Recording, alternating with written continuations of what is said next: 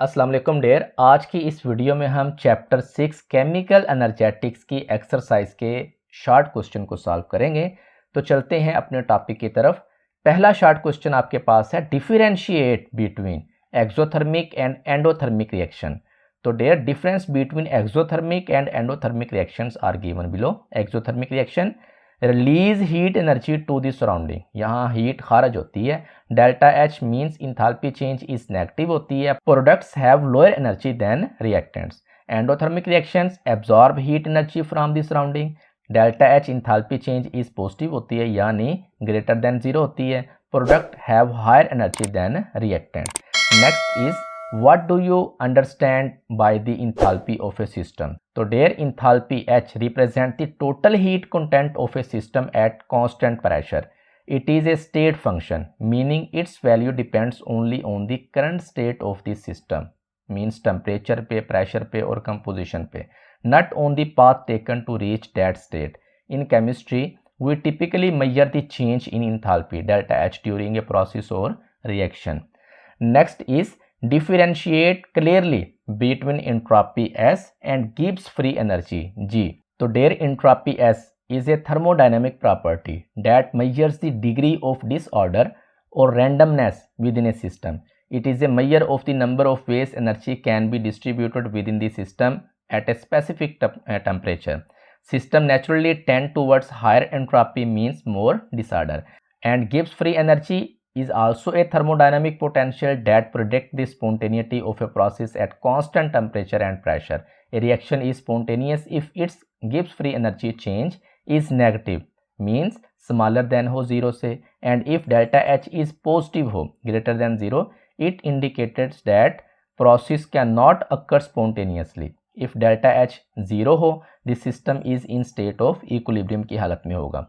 It is energy available to do useful work at constant temperature and pressure. Next is, distinguish clearly between standard enthalpy of reactions and standard enthalpy of formation.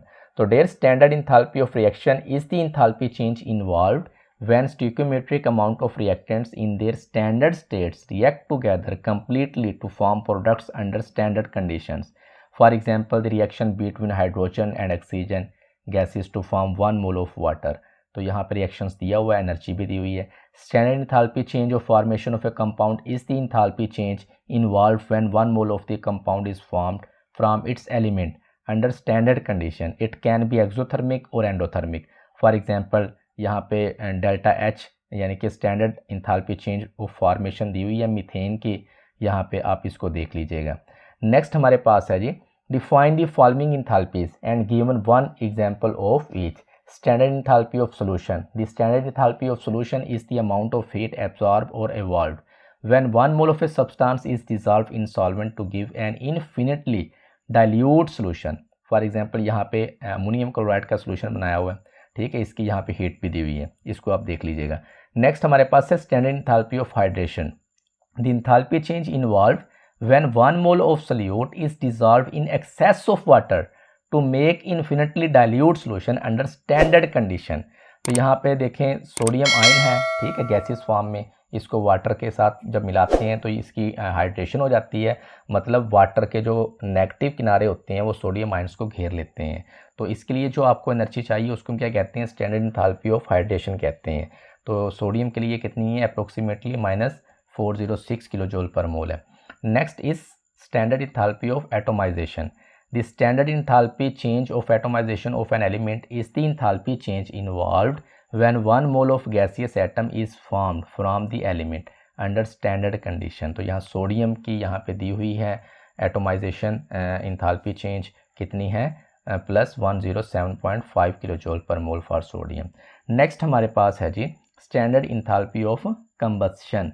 So there, the standard enthalpy change of a combustion of a substance is the enthalpy change involved when 1 mole of the substance is completely burnt in excess of oxygen under standard condition.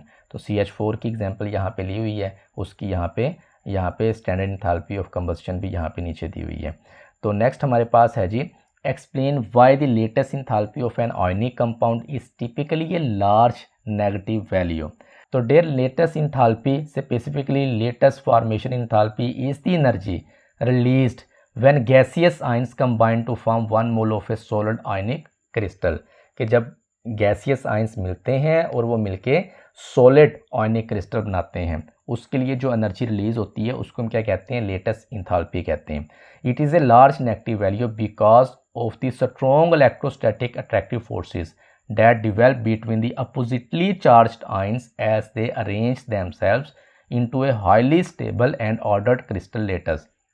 आपको पता है जो ionic compound होते हैं ना, वो positive और negative charges से मिलकर बनते हैं। जब वो आपस में मिलते हैं अपोजिट चार्ज्ड आयंस, तो एक ज़बरदस्त किस्म की electrostatic force of attraction create होती है।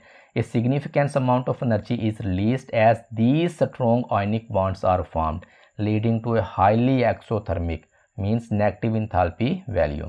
Next is what factor influence the magnitude of the latest enthalpy? So there the magnitude of latest enthalpy is primarily influenced by ionic charge and ionic radius. Higher charge on the ions, जैसे यहाँ magnesium ions है या oxide ion है, lead to stronger electrostatic attraction between them, resulting in larger जो है latest enthalpy. Ionic radius, smaller ionic radius means the ions can get closer together in the crystal lattice. This closer proximity leads to stronger electrostatic attraction and thus a larger lattice enthalpy. Next हमारे पास है explain why the enthalpy of hydration is always an exothermic process for gaseous ions. What are the main interaction responsible for the release of energy during hydration? So there the enthalpy of hydration is always an exothermic process because energy is released when attractive force form between the gaseous ions and the polar water molecules. This formation of new stable bonds attractions lower the overall energy of the system. The main interaction responsible for this energy release are ion dipole forces. Cations are attracted to the partially negative oxygen atoms of water and anions are attracted to the partially positive hydrogen atom of water. These strong electrostatic attractions lead to the release of significant energy. जब भी आप किसी ionic compound को water में डालते हैं ना, तो आयनिक कंपाउंड अलग-अलग हो जाते हैं, उनके जो आयंस हैं पॉजिटिव और नेगेटिव। तो पॉजिटिव आयंस को वाटर के मॉलिक्यूल घेर लेते हैं अपने नेगेटिव किनारे से, और इसी तरह जो नेगेटिव आयंस होते हैं आयनिक कंपाउंड के, उनको वाटर के मॉलिक्यूल्स अपने इर्द गिर्द उसके घेरा डाल देते हैं नेगेटिव आयंस को पॉजिटिव वाले किनारे से। तो इस अमल को आप हाइड्रेशन कहते हैं। आमतौर पे इस अमल के दौरान जो है एनर्जी रिलीज होती है।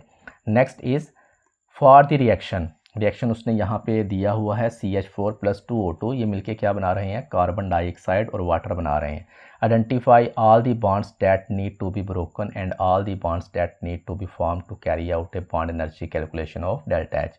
तो यहाँ पे there bonds to be broken जो टूटते हैं, यहाँ पे CH यानी कि बॉन्ड जो है, ये 4 बॉन्ड्स यहाँ पे ब्रेक होते हैं इन 1 मॉलिक्यूल ऑफ CH4, और यहाँ पे oxygen to oxygen double bond 2 होते हैं, ये ब्रेक होते हैं, ठीक है, इन 2 molecules of O2।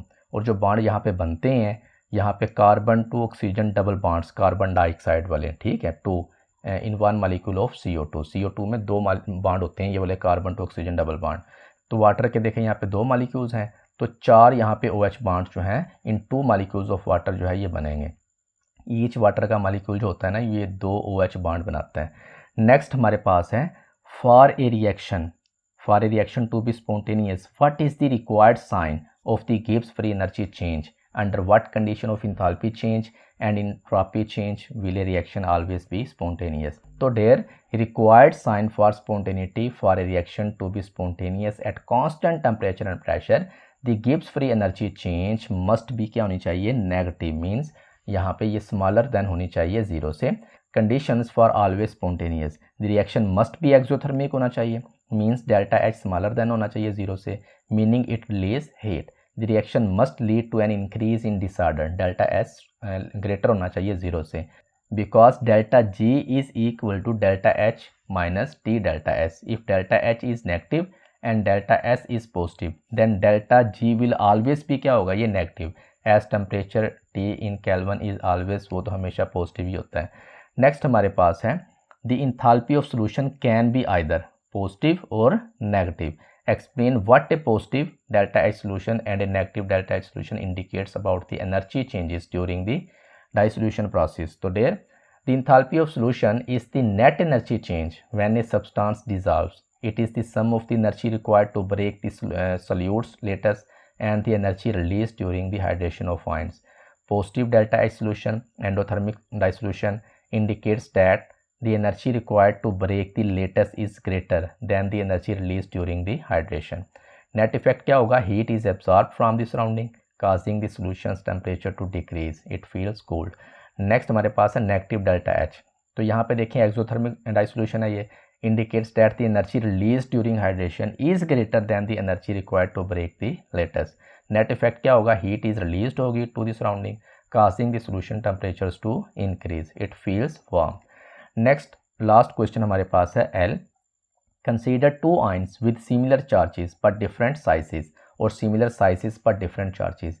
Explain how the concept of charge density can be used to predict which ion will have a more exothermic enthalpy of hydration and why. तो dear charge density की अगर हम बात करें, charge density refers to the concentration of charge over an ions surface area और volume. It is calculated as charge over ionic radius. तो यहाँ उसने कहा है प्रिडिक्ट करें, तो प्रिडिक्शन क्या है? Ions with higher charge density will have a more exothermic means more negative enthalpy of hydration यहाँ पे होगी. रीज़न क्या है इसकी, क्यों ऐसा होगा? A higher charge density means the electrostatic attraction between the ions and the polar water molecules, ion dipole forces जो हैं इस स्ट्रोंगर होंगी. When these stronger attractions form a greater amount of energy is released leading to a more exothermic hydration process. Example इसकी क्या? Different size similar charges, जिस तरह यहाँ पे लिथियम है, स्मॉलर रेडियस है, has higher charge density than sodium ions, larger radius.